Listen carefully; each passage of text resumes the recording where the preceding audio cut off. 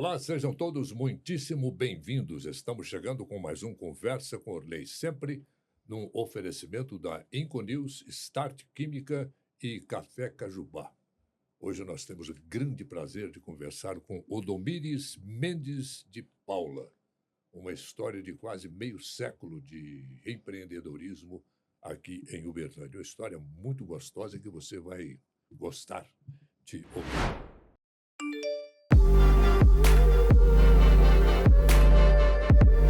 Antes de começar, se inscreva no canal e ative o sino para receber uma notificação a cada novo vídeo.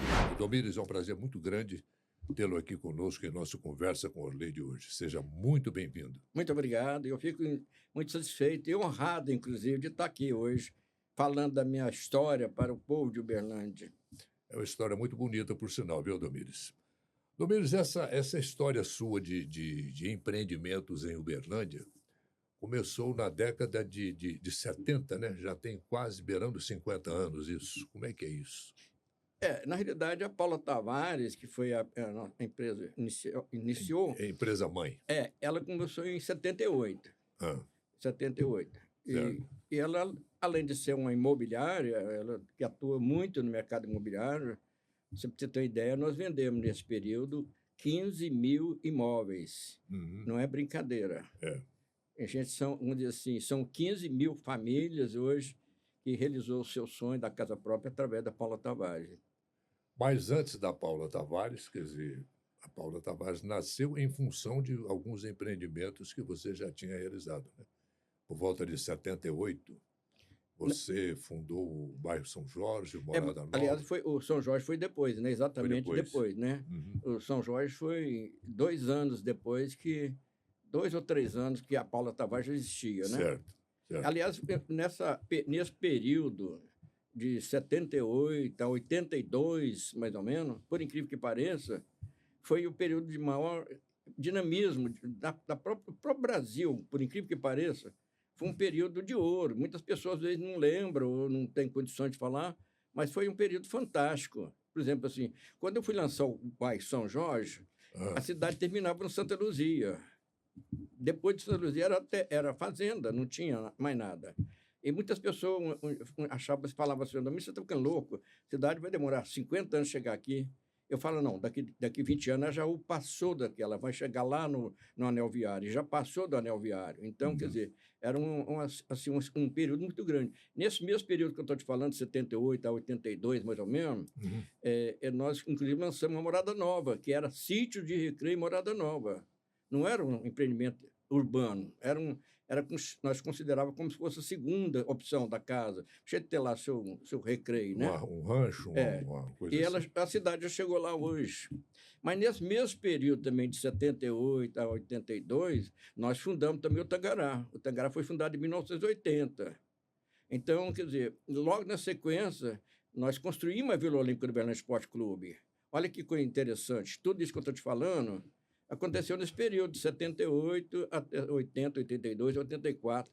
Então, foi um período, porque muitas vezes as pessoas não lembram, não vai lembrar disso, mas foi um período de muito crescimento de Uberlândia, entendeu?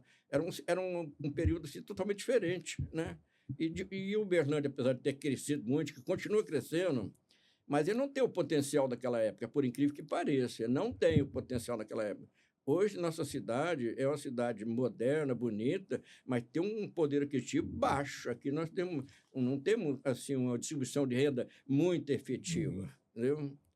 Odomires, você é de Araguari, né? Sou de Araguari. Nascido em Araguari. Nasci em Araguari. Você veio para cá, molecote. Eu vim para cá com 14 anos, porque na realidade eu nasci na Manhãs, que é um distrito de Araguari, mudamos para a roça, pertinho lá de Araguari também.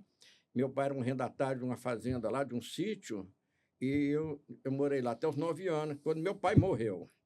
Nesse período, meu pai morreu, nós íamos para o Baraguari, a minha mãe conseguiu comprar uma casinha simples lá na periferia de Araguari, e nós ficamos lá até os 14 anos. Eu fiquei em Araguari dos 9 a 14 anos, morando na cidade, e então eu vim para Uberlândia com 14 anos. Em menino, você foi engraxate, foi uma série de ocupações para se manter também. Você falou uma coisa tão importante, rapaz. Eu fui engraxate, por incrível que pareça, Eu aprendi tanto com o engraxate. É impressionante o que você aprende com o engraxate. Primeira coisa que você aprende é ser humilde. Porque se você não for humilde, você não consegue. Você tem que oferecer o seu trabalho para 8 ou 10, para achar um que vai aceitar você engraxar o sapato dele. Então, tem que ter humildade. E também você aprende a ter seu dinheiro. Eu, com 9, com 10, com 11 anos, eu ganhava meu dinheiro, eu tinha meu dinheiro, né?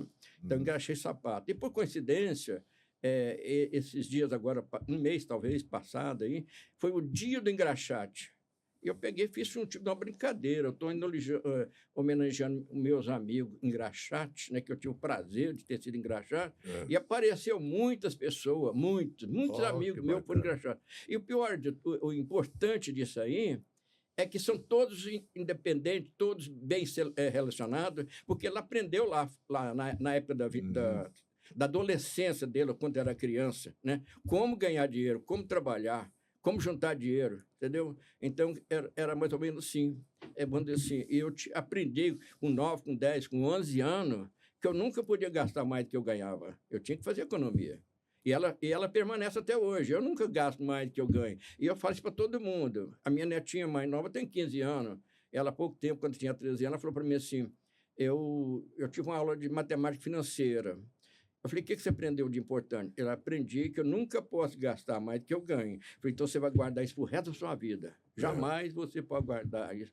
Então, quer dizer, quando eu fui engraxado, para mim foi importante, né? Eu achei que isso...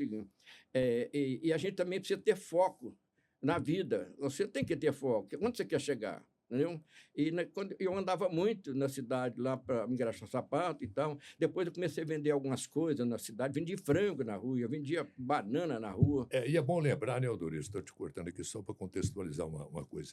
Uberlândia, nessa época, na década de 70, 78, por aí, tinha 120, 130 mil habitantes. Exatamente. Era uma cidadezinha, né? Cidadezinha. Assim. Ali, inclusive, na Vila Vila Operária, Ribeirão Brasil, ali, né? Ali ainda tinha muito cerrado por ali ainda, né? Então, assim, a Vila Tibéria, estava lá só uma igrejinha lá no meio da Avenida Tibéria, a cidade explodiu, né, de lá para cá. Luciano, o WTC Uberlândia já é uma realidade. Com certeza absoluta, Orley. Prazer falar contigo, falar com seus espectadores, tá? É uma grande realidade, o WTC Uberlândia aconteceu. O primeiro e único AAA empreendimento imobiliário AAA do interior do Brasil. Como é que vai funcionar essa interação entre um empresário localizado no WTC Uberlândia com um empresário localizado em Nova York, Tóquio e outros países? Olha, eu costumo dizer que nós temos aqui o nosso hardware, que é o nosso edifício, 36 pavimentos, rooftop, eu tenho ali o heliponto, esse é o nosso hardware. E a gente tem o nosso software, que é o Business Club, WTC Business Club. Através do Business Club é que esses empresários de Uberlândia e região estarão conectados com mais de 95 países, são mais de 330 cidades onde existe o World Trade Center. Então esse é o canal de interatividade, internacionalização dos nossos negócios e trazer grandes empresas de fora para Uberlândia. Essa é a finalidade do Business Club. Em termos de investimento imobiliário, é único aqui em nossa região. É único porque é uma marca consolidada mundialmente, né? Então a gente traz vários diferenciais aqui do WTC, né? Não é um edifício de escritórios comum. Ele tem vários diferenciais e o público está conseguindo perceber esses diferenciais, o quanto a gente está assim, distante em relação a outros equipamentos aqui de Uberlândia e região. Muito bom. Sucesso, Luciano. Obrigado, Orley, mais uma vez. Muito obrigado. Você também trabalhou como captando incentivos da Sudan, depois você trabalhou como corretor de imóveis, teria despertado em você essa coisa para o ramo imobiliário? Exatamente. Eu trabalhei 14 anos com incentivos fiscais. Coisa mais engraçada. Era um negócio que eu não entendia, não tinha a menor noção do que era incentivos fiscais, e comecei a trabalhar e trabalhei 14 anos nessa área. Eu trabalhava para muitas empresas da Sudã, da Sudene, reflorestamento, entendeu? Inclusive a Cruza, que é uma empresa não existe mais, que era do Carfep. Eles criaram a empresa de reflorestamento por causa de mim. Eu tinha um relacionamento muito grande com o Dr. Genésio. O Dr. Genésio, para mim, foi um espetáculo ter convivido com ele, Dr. Genésio, entendeu? Então, dinâmico. Ele foi um exemplo para a cidade inteira. Né? Exatamente. Então, naquela época, foi muitos projetos que eu trabalhei e consegui levar muito dinheiro para São Paulo, para São Paulo não, para o Nordeste, para a Amazônia, para o Nordeste e para aqui. Uhum. Só para você ter uma ideia do que é reflorestamento, a indústria de celulose de Araguari, que hoje emprega não sei quantas mil pessoas, mais de 5, mais de 6, ela só existe porque ter um maciço florestal que começou lá na época do reflorestamento. A LD celulose, né? Exatamente. E tem outro detalhe ainda. Naquela época, a cidade de Três Lagoas, no Mato Grosso do Sul, era uma cidade totalmente desconhecida. Como as terras lá eram muito baratas, o pessoal começou a fazer reflorestamento naquela região. E hoje é um potencial gigantesco. Lá tem a maior indústria celulose do mundo, em função de que lá atrás começou o reflorestamento. Eu só fico um pouco pesaroso, é porque os incentivos fiscais eram um negócio tão fantástico, tão bom, e o governo acabou. Coisa que eu não consigo entender isso. Como é que você tem um negócio que gera milhões de emprego e o governo acaba? Acabou. O Prata também tem um reflorestamento razoável ali, em função daquela fábrica de lápis, né? Exatamente. Então, assim, foi um período assim, de muita geração de empregos, entendeu? Muito bom. E aí, como é que foi essa veia imobiliária sua, Odomires? Você começou como corretor e tudo tal, e aí, Vamos dizer assim... de vender terreno, você começou a comprar? Não, na realidade, eu pensei o seguinte, eu queria ser um profissional autônomo, independente. Eu não queria ser empregado e também não queria ter empregado. Então, eu pensei, um corretor um corretor de imóvel, ele ganha pelo que produz. Se eu for um bom corretor, eu vou ganhar um bom dinheiro, se não for, passear. Aí eu tirei o Cresce e exatamente nessa época mesmo, eu falei, eu vou vender imóvel. E comecei a, vamos dizer assim, eu acho que eu fui até um pouco audacioso naquela época, entendeu? Porque eu estava começando... Todo empreendimento depende de muita audácia. Eu falei que eu fui audacioso, porque a Paula Tavares era tão novinha, só tinha 2 anos, e eu lancei o bairro São Jorge, né? Como dizer, era uma coisa assim, uma loucura, vamos chamar assim, né? E vamos dizer assim, então, aí começou e a gente foi vender imóvel, casa, apartamento, vamos dizer assim, e estou no mercado imobiliário até hoje, né? Vamos dizer assim, a gente não deixou de trabalhar no mercado imobiliário, entendeu? Domingos, quando é que você percebeu que Uberlândia seria o que é hoje? Estava caminhando para o que é hoje? Veja bem, eu acho que tem mais ou menos 20 anos por aí, talvez 20 ou 30 anos, que o Uberlândia começou a fazer uma transformação, né? Eu acho que o grande salto do Uberlândia foi no governo Virgílio Galás. Eu acho que o Virgílio Galás, na minha opinião, sem desfazer nenhum dos prefeitos, foi o prefeito que fez Uberlândia, um prefeito. Eu fico passando na Rondon Pacheco, entendeu? Ali, se não existisse a Rondon Pacheco, hoje como é que era o trânsito de Uberlândia, né? Então, assim, eu acho que houve um período uma transformação muito grande no governo Virgílio Galás. Bom, depois aí veio a história do Uberlândia Esporte. Você tem uma história que você foi lá para voltar. O Aldorando era o candidato. Exatamente. Aldorando Dias de Souza. É uma história estranha, o Aldorando correu e deixou você. Exatamente. Coisa histórica. Jamais aconteceu isso no Uberlândia Esporte. Eu saí de casa para votar no Aldorando, que era o candidato do presidente do Conselho Deliberativo, né? No meio da Assembleia. Ele retirou a candidatura dele, falou, eu estou retirando minha candidatura, eu estou vindo de uma derrota política, tinha sido candidato a prefeito, foi derrotado, e eu não quero ter conotação política de Uberlândia com a prefeitura ou com o governo e tal. Mas vou indicar uma pessoa que está na plateia, nós tínhamos 60 na plateia lá, conselheiros, né? Eu era conselheiro naquela época. Vou indicar uma pessoa que está aqui, que é meu amigo, conheço ele, conheço a capacidade dele, tenho certeza que ele vai ser o presidente que eu vou indicar. E olhou para mim e falou, meu amigo Odomires Mendes de Paula. Eu estava sentado, eu pensei assim, será que não pode ser verdade? Eu falei, Odorando, mas pelo amor de Deus, você não me consultou. Ele falou, se eu te consultasse, você não aceitava. Aí eu fiquei uns 30 segundos, mais ou menos, pensando, o que eu vou fazer, né? E eu vou aceitar esse desafio. Rapaz, foi talvez o maior desafio da minha vida. Você pega um clube que ninguém queria pegar, não tinha candidato, entendeu? E naquela época o Conselho Deliberativo, primeiro elegiu o Conselho Deliberativo, para depois eleger a diretoria. Isso foi em 80 e pouco? 82, mais ou menos, né? 82, porque o Uberlândia foi campeão em 84, foi. 82 e 83. Aí não tinha candidata para a executiva. Eu fui eleito presidente do Conselho Deliberativo. Não tinha candidato para a diretoria executiva E a turma começou a me pressionar. E eu sei, que você vai atrás de alguém.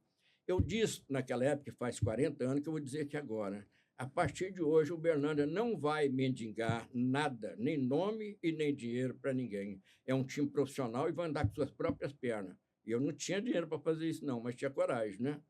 Aí, por coincidência, 60 dias depois, apareceu o que eu não tinha muito relacionamento com ele, Pietro Carlos Paladino. Não, só tem você, não tem candidato, você já está eleito, foi eleito presidente do executivo. Aí coincidiu. O que aconteceu com o Uberlândia Esporte, dos 102 anos da existência do time? O que aconteceu em 3 anos? Eu dobrei o patrimônio do Uberlândia Esporte Clube, acrescentando 100 mil metros quadrados ao patrimônio do Uberlândia Esporte, e o Prieto conquistou o maior título da história do Uberlândia, que é a Taça CBF. Eu costumo separar eu do Prieto, porque eu falei para ele, eu cuido do patrimônio, você cuida do time. Então, todo o mérito da Taça CBF foi dele. Ele que fez, ele conquistou. Mas é um conjunto de pessoas. Exatamente. Né? Mas como eu falo que foi muito audacioso e foi muito corajoso fazer isso, porque o Uberlândia tinha lançado anteriormente 2 sedes campestres, com o nome de sede campestre do Uberlândia Esporte Clube. Aí, como o nome estava muito desgastado, né? Eu falei, eu vou lançar, mas agora vai chamar Vila Olímpica.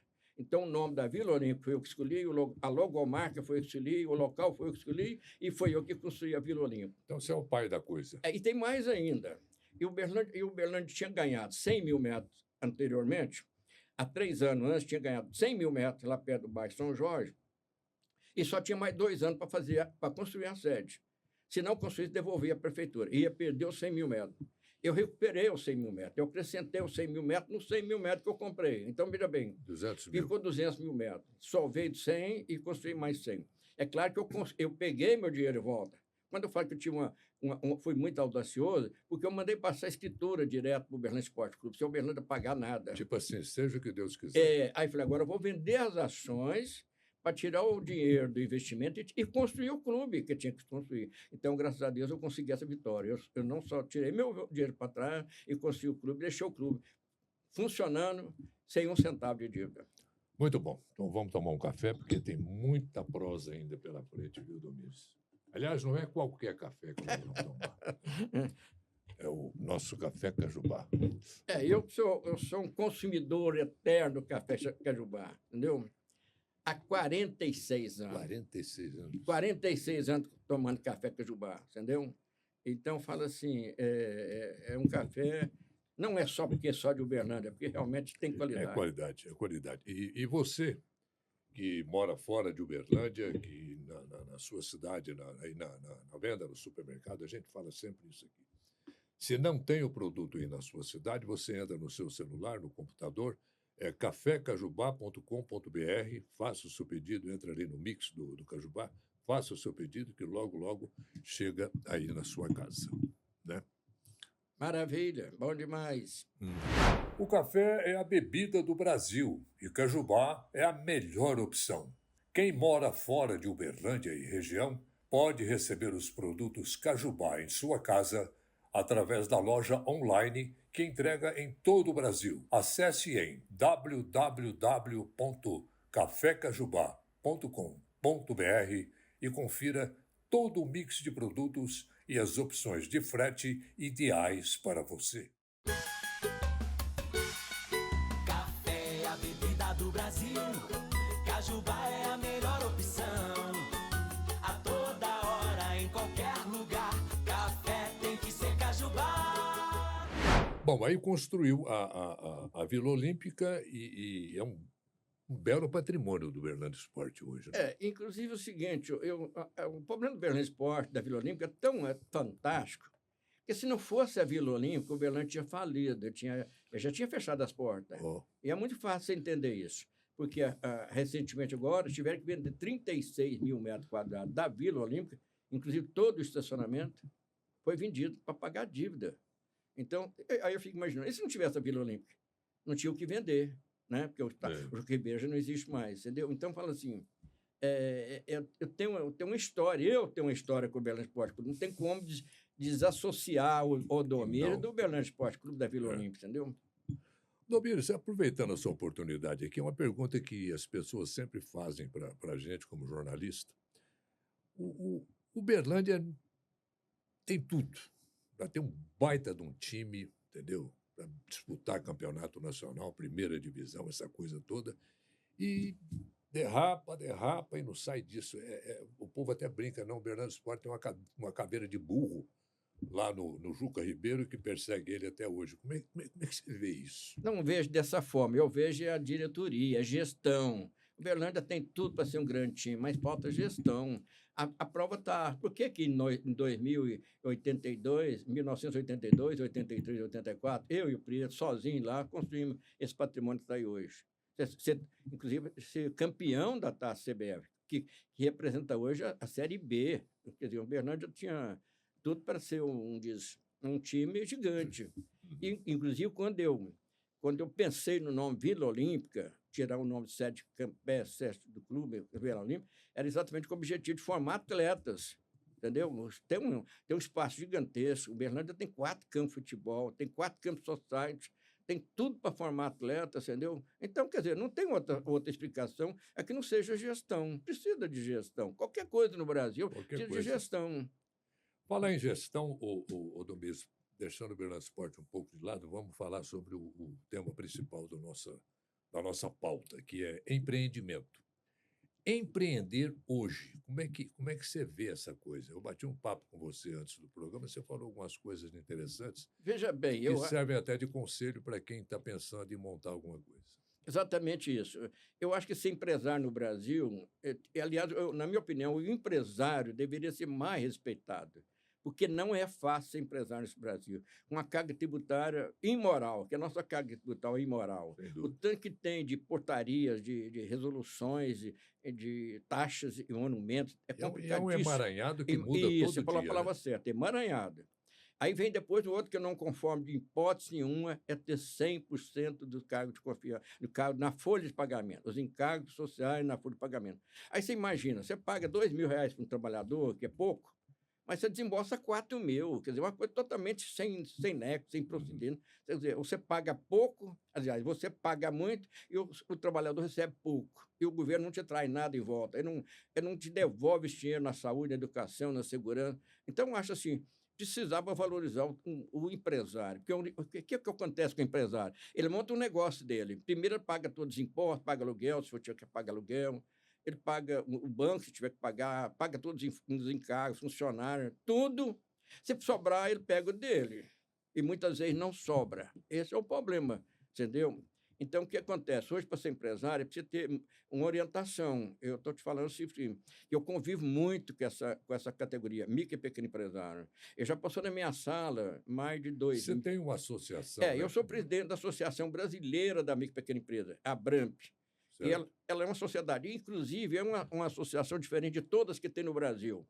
E consta no estatuto dela que ela não pode, não deve, não aceita, de hipótese nenhuma, doação ou subvenção do governo. Ela anda sozinha. Então, quer dizer, é uma coisa inédita no Brasil. É não governamental mesmo. Né? Isso. Então é o seguinte, e ela ajuda muito a quem quer montar a sua empresa e aqueles que já montaram também. A orientação na área tributária, fiscal, previdenciária, trabalhista, financeira, ajuda em todo sentido. Então, vamos dizer assim, até contei para você agora mesmo, uma pessoa que queria montar uma padaria. Eu fiz uma série de perguntas para ela e o pai dela estava junto com ela, né? O ponto que você vai montar a padaria, passa muita gente, tem um fluxo de pessoa para saber que ali tem uma padaria, e ela ficou meio na dúvida, né? Aí o prédio que você vai montar a sua padaria está apropriado para receber a fiscalização da vigilância sanitária, que é muito rígida, da acessibilidade, entendeu? Capital de giro, você tem capital de giro suficiente. Então, a gente faz uma série de perguntas. É o básico, né? Exatamente. Então, porque se ela não tiver, por exemplo, tem um programa, o único programa que é bom para o micro e pequeno empresário no Brasil hoje chama Pronamp. É o único que tem um juro razoável, entendeu? Mas ele precisa provar competência, ele precisa provar faturamento. Por exemplo, assim, esse ano ele empresta um percentual do faturamento dele do ano passado. Então tem que ter faturamento, então ele tem que existir. Se ele não existir, ele não consegue esse financiamento, né? Então é muito difícil ser empresário. E precisa ter vocação para ser empresário. E tem que ter um detalhe que é fundamental nas empresas. Depois que eu falo tudo isso que eu já falei, de encargo, tudo, eu pergunto, e falo que é uma coisa mais importante para o micro e pequeno empresário, atendimento. Se o caboclo não tiver atendimento, ele não sobrevive. porque a concorrência é muito grande. Se ele não atender mal o cliente, que ele não volta, entendeu? E ele ainda sai falando para outros e aquilo também acaba não indo. Então, é fundamental atender, entendeu? Eu acho que é importante atender as pessoas. O atendimento é uma coisa básica, né, Aldumires? É aquela coisa do bom dia, boa tarde, como é que você vai? Tudo tal. Muito obrigado, volte sempre. O que você achou do nosso trabalho? Por aí. Vou te contar uma história aqui, real. Há uns 10 anos atrás, mais ou menos, ali, o meu escritório era na Afonso Pena, pertinho ali da Casa Bahia, o café da esquina ali, né? Uhum. Muito conhecido, Butantã, né? Butantã. Real Café, ali pertinho, de frente tem uma outra pastelaria. E descendo o quarteirão, entre Afonso Pena e a João Pinheiro, descendo, um chefe montou lá uma cafeteria, muito bem montada. Aí eu passei assim, a porta, vamos dizer assim, eu tinha um vidro na frente, eu olhei no vidro e vi que era uma cafeteria. Aí eu fui subir uma escada, eu tinha que subir uma escada para ir lá na cafeteria. Aí eu peguei e falei para o rapaz, fazia uma semana que eu tinha abrido. Eu falei, mas vem cá, você abriu aqui uma cafeteria tão moderna, tão bacana, mas não tem nenhum letreiro aqui que é a cafeteria. Você não está divulgando seu produto. Ele falou, olha, acontece o seguinte, eu gastei mais do que eu devia, mais do que eu tinha, e não sobrou dinheiro nem para me fazer a divulgação. Aí eu falei, eu saí lá com o seguinte pensamento, não vai sobreviver. Ele não tinha dinheiro nem para fazer. E quando chegar no final do mês, que tinha que pagar empregados, então... Realmente, ela durou um mês. Então, foi falta de planejamento. Então, a pessoa, para montar um negócio, um pequeno negócio, tem que ter uma assessoria. Eu tenho falado muito em franquia. Eu ia te perguntar isso agora, sobre franquias. Então, eu conheço pelo menos 2.000 franquias, entendeu? Então, assim, tenho estudado muito sobre franquia. Então, a franquia é uma maneira a pessoa comprar know-how, ele compra experiência, vai comprar alguma coisa, e além não só da experiência, uma série de outros incentivos, assessoria do ponto que ele vai montar, das instalações, do uniforme que ele vai usar, entendeu? O material. Ele vai pegar um negócio que já tem uma história, né? Exatamente. Ele vai pegar o que ele gastaria 10 anos ou mais para chegar lá, ele chega em poucos dias, em poucas horas, entendeu? Então, acho que a franquia é um negócio para quem tem aí um exemplo, 100 mil, 200 mil, por aí, quer montar um negócio, ele tem franquia até de 50 mil, então compra uma franquia e começa o seu negócio. E pode depois expandir, né? Então, por aí. Então, ser empresário hoje no Brasil, vamos dizer assim, é muito complicado. O que esperar do futuro? Como você imagina que será o mundo no tempo seguinte a este? Tecnologias, conexões, inovações. Como será o amanhã das futuras gerações? Há quase 40 anos, nós do grupo Lima e Perger focamos em inovação. E inovar significa olhar diferente, fazer diferente. Acreditamos que tratar com responsabilidade o futuro é tarefa de todos nós. Ideias que se juntam à tradição. É assim que escrevemos nossa história. De higiene à limpeza, de cosméticos a agronegócio, colecionamos mais de 20 marcas, mais de 2.500 itens produzidos por equipamentos de última geração, com um time de mais de 2.000 colaboradores. Nos orgulhamos por ser uma empresa de bens de consumo 100% brasileira, que veio para quebrar paradigmas. Nós entrevistamos aqui o Beto Filho. Ele foi presidente da Associação Brasileira de Franchising. Hoje ele mora no Rio também. Ele é um apaixonado também por franquia, que é um negócio, é um modelo de negócio que mobiliza aí em torno de 200 bilhões por ano. Em 2022, 2023, foi coisa de 220 bilhões de reais. Então, é um negócio que realmente funciona. E você tem um negócio, né, Aldumires, lá no Tangará, que você está querendo transformar em franquia, uma pastelaria. Como é que é isso? Exatamente. É engraçado, porque eu vejo tantos elogios no Tangará, assim, a pessoa fala o pastel do Tangará e gosta. E para você ter ideia, o Tangará tem 5 pastelarias. Você não anda mais que 30 metros até uma pastelaria. E a pastelaria do Tangará, ela tem um diferencial que todas as pessoas vê fabricar o pastel. O pastel sai quente, sai feito na hora, né? Então, é isso aí. Então, como nós criamos uma experiência muito grande nesse pastel, para você ter uma ideia, no último final de semana vendeu 25 mil pastéis no Tangará. Você vendeu 25 mil pastéis, porque o pastel tem qualidade. É bom, senão não teria vendido, né? E tem gente para comprar. Exatamente. Então, o que acontece? Nós vamos aproveitar isso e criar o Pastéis Tangará. Entendeu? Então, vamos dizer assim, e nós já estamos formatando esse projeto para ser uma franquia para o Brasil inteiro. Eu acredito que daqui 10 anos, ou menos que é isso, talvez, se eu voltar aqui no seu programa, eu vou estar falando que nós estamos Com chegando. certeza. Nós estamos chegando às 1000 franquias no Brasil. Gente, o Odomires Mendes está com 84 anos. Está com esse ardor, essa força toda aí de menino, de adolescente. É o que eu tinha com Parabéns, 94, que eu vou estar aqui. Então, vamos criar a franquia do Tangará. Vamos ensinar as pessoas a fazer o melhor pastel de Uberlândia. Do Brasil, melhor dizendo, entendeu? E por falar em franquia, de cara aqui em Uberlândia, a gente quer pelo menos 4 franquias, entendeu? Hoje, o São Jorge é um bairro muito grande, o Luiz Otti, lá no Morumbi. Então, a gente vai dar uma espalhada aí, que tem umas 4 franquias só aqui, e depois começar para o Brasil inteiro. Você tem uns sonhos grandiosos, né, lá para o seu clube, Odomires, o Tangará. Você pensa em transformar ali numa microcidade, né, pelo jeito, né? Você quer montar um posto de gasolina, um supermercado, uma coisa assim. Como é que é isso? Exatamente. Nós estamos fazendo o maior investimento da história do Tangará, que é a piscina de onda. É um investimento muito caro, talvez uma das maiores piscinas do Brasil, está construindo em Uberlândia. Se Deus quiser, no final do ano que vem, o pessoal vai poder curtir a praia do Tangará, porque é uma piscina com onda, né, um negócio fora de sério. Mas, na sequência, como a gente trabalha muito com projeto para frente, né? Já está na nossa mente, e já depois dessa piscina de onda, construir lá no próprio Tangará um supermercado e uma farmácia dentro do supermercado e um posto de gasolina. Isso vai ser uma coisa inédita no Brasil, porque toda a receita dos 3 empreendimentos será revestida para o associado. Então, quanto mais ele consumir, mais ele ganha. Então, vamos dizer assim, esse é o objetivo de fazer isso por pessoa. Porque hoje remédio está muito caro, né? As pessoas têm dificuldade de comprar remédio. E supermercado também. Então, eu disse, a gente vai fazer isso. Agora, eu não sei depois, já são 3 empreendimentos, já está na nossa mente aqui, né? Já está no nosso radar. Eu não sei o que vai vir depois. Mas o Tangará tem uma filosofia diferente de todo clube no Brasil. Ele vai ser um clube eterno, que vai durar 100, 200 anos, não sei quanto, mas com a mesma filosofia, sempre, nunca parar. Tem que ter obras permanentemente. Lá são mais de 100 mil metros quadrados, né? Nós temos 160 mil metros quadrados, sendo que desses 160 mil metros, 60 mil metros é de Mata Atlântica. Preservação. Preservação. Inclusive, lá nós temos a proteção da nascente do Córrego Terra Branca. Inclusive, dezenas de pequenas propriedades do Tangará até na represa de Capim Branco, às vezes só tem a água do Tangará. Então, é muito preservado. E, por coincidência, pela manutenção que nós fazemos, nunca diminuiu a quantidade de água. A quantidade de água é a mesma há 45 anos. Se a fonte é bem preservada, ela mantém. Né? Inclusive é o seguinte, é uma coisa tão lógica, qualquer pessoa que fizer um reflorestamento na cabeceira de um córrego, de uma nascente, automaticamente a água aumenta.